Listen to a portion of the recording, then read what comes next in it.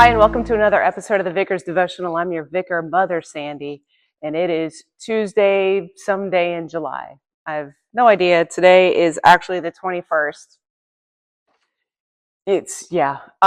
Anyway, so I try to come on once a week, usually on Tuesdays, sometimes a different day depending on my schedule.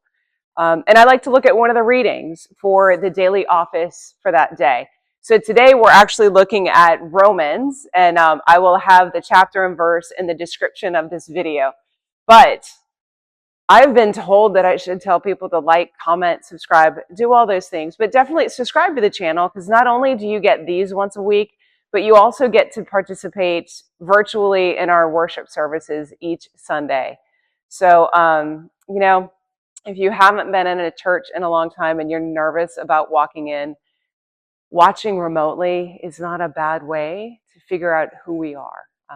You're always invited in person. In fact, I'd prefer you in person. I'd like to meet you. But I just want you to know that you're always invited to this space, whether it's virtually or in person. So today we're talking about Romans, and what we hear in this particular epistle. Yay for Paul. Paul gets a bad rap, by the way. He is one of my favorite authors of our New Testament because he just lays it all out. But just so you know, Paul was also the kind of guy that got beat up a bunch because what he said was a little controversial. He's still controversial today, which means that he's probably saying things that we need to hear, even if it's hard to hear. And today is no less hard for people to hear, because in this we hear that Paul is talking about bunches of people who like to tell each other how they should worship. You shouldn't eat meat. You should eat meat. No, you should abstain. No. You should do this. And Paul is basically saying, who are you to judge? Which way of living out a life for God is better? Who are you to judge? Whether you're abstaining, whether you do this, whether you do this. You're both doing it for God. And the root of everything, if you're doing it for God, is the important thing. If you are living your lives for Jesus Christ, let Jesus be the judge. And that's what he's saying. And I think in our world where we are so polarized, I am so close to this step. In our world where we are so polarized and we like to think in terms of binaries, because that's who we are, Jesus is saying this side's not wrong, this side's not wrong, as long as, and well, Paul is saying, but Paul is, that's how Jesus lived his life. Everybody was included. And if Jesus is the foundation of our life, then that's it. And Paul says, and I have it right here, but I like that he says, we don't live to ourselves and we don't die to ourselves. If we live to the Lord, and if we die to the Lord. So whether we live or whether we die, we're the Lord's. And that's why Jesus died and lived again. And then he asked the question, why do you pass judgment on someone's way of living for God? Why do you do this on someone's way of living for God? And then again, in our world today, in a world that is so fractured, so just divided, so binary, it's good or bad. Like we heard in our gospel this past Sunday, that's not our job to judge what's right, what's wrong in that sense. I mean, there are some absolutes that Jesus talks about, but what does Jesus tell us to do? It's really easy. You ready? Love God with all your heart, soul, strength, and mind. And 2, love your neighbor as yourself. That's it. It's not rocket science. We don't have 632 million laws. He takes all of the laws that were in the Hebrew Bible and says, but it's these 2.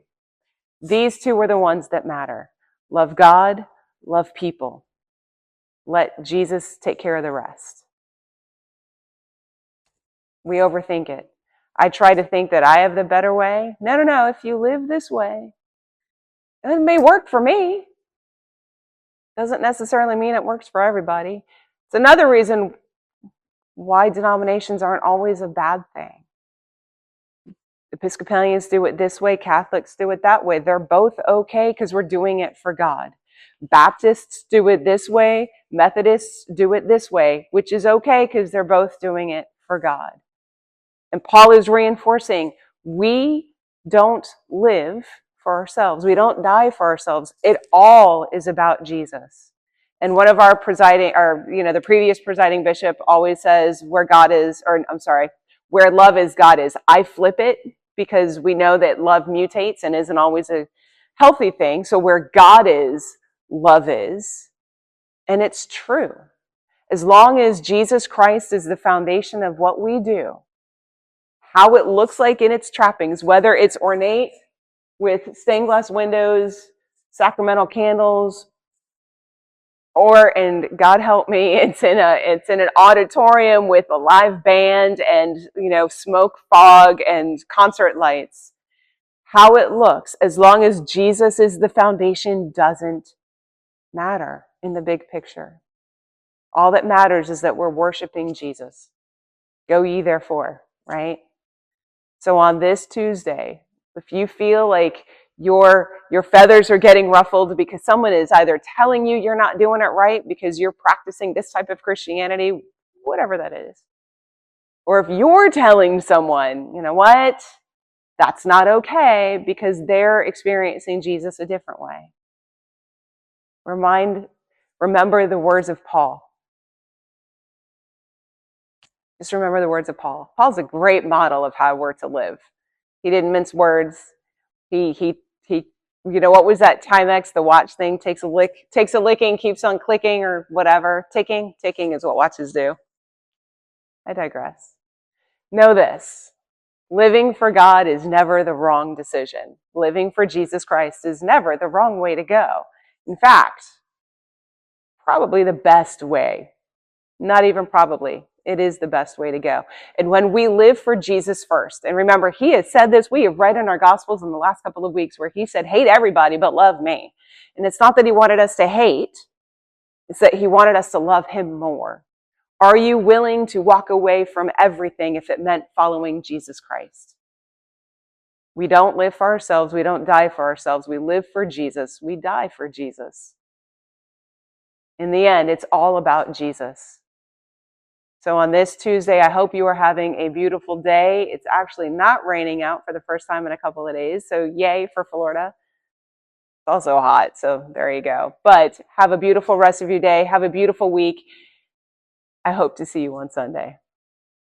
I'm your Vicar, Mother Sandy, and this has been another episode of a Vicar's Devotional. I'll see you soon.